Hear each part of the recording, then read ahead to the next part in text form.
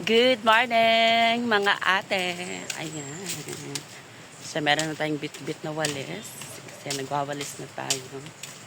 Ayan. So, yung panahon natin ngayon, weather check. It's makulimlim na medyo maambon. Magandang, okay na rin tong ganitong weather kasi hindi po siya masakit sa balat. Ayan. Maliwanag naman siya pero hindi siya masakit sa balat.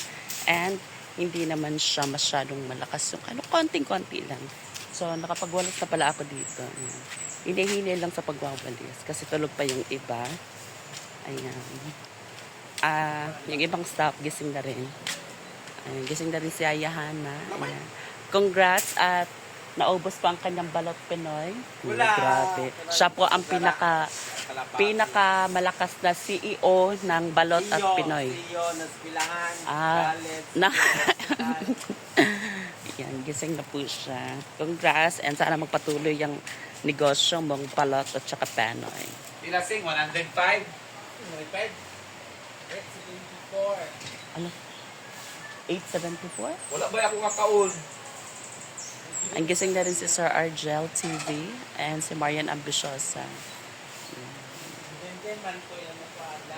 And meron tayong staff dito na natulog pa.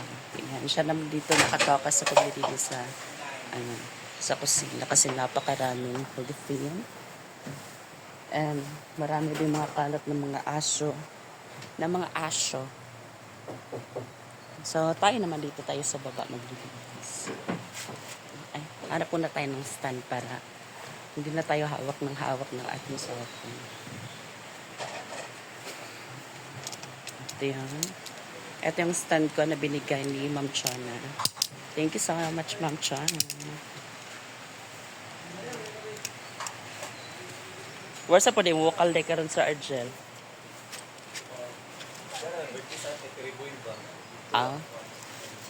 Abi ako naapog kay out of the kuan. Okay. So yeah, let's continue of what we are doing. Charas lang.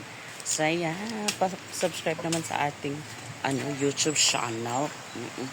Kasi kakabalik ko lang sa YouTube channel natin kasi kung hindi lang yun nawala ang aking account sa na Gmail. Wala, nakapag-continue pa rin ako ngayon. Wala. So, kailangan natin magsimula ulit.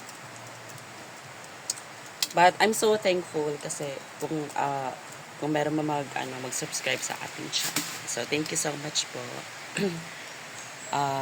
Malaking bagay na rin yung mga nag-subscribe sa channel natin. And malaking tulong na rin yun para makapagsimula ulit. Diba?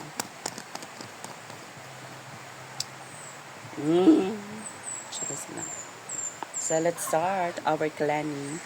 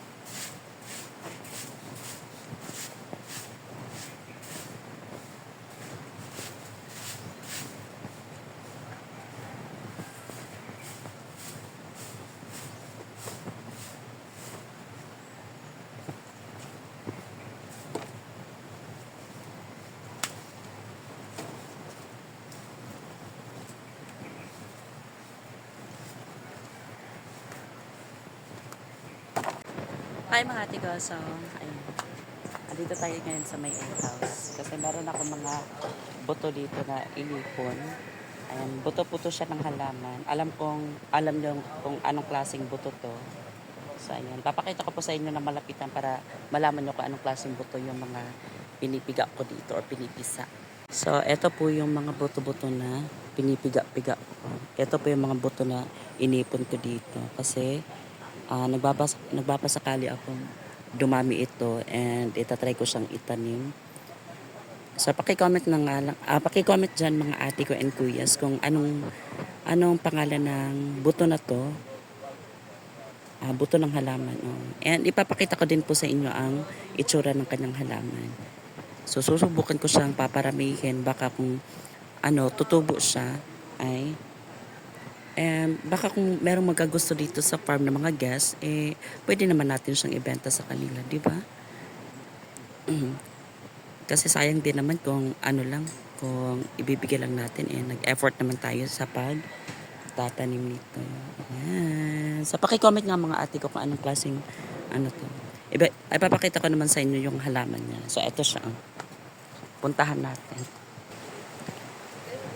So, eto po. So, marami po kami mga halaman na ganun. Ayan. Eto po siya. Diba? Paki-comment nga dyan mga ate and kuyas kung anong pangalan ng halaman na ito.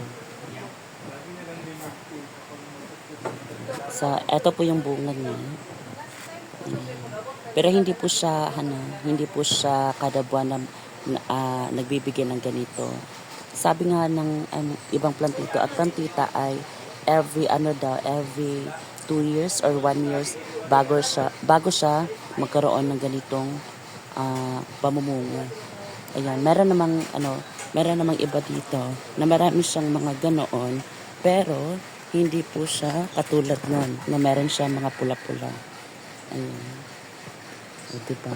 So, minsan lang talaga siya namumunga. Marami siyang ganito. I think ito ay isang indoor na halaman. Pero nilagay siya dito, diba doon? Marami kaming ganyan. Meron naman dito, hindi rin siya katulad ng isa na maraming pula-pula. Diba? Pakicomment na nga lang dyan mga ate ko and kuis ko anong pangalan klaseng halaman nito.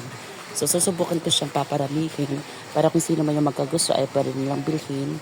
Ayan, para para kung wala pa silang ganitong klaseng halaman ay magkaroon sila. Diba?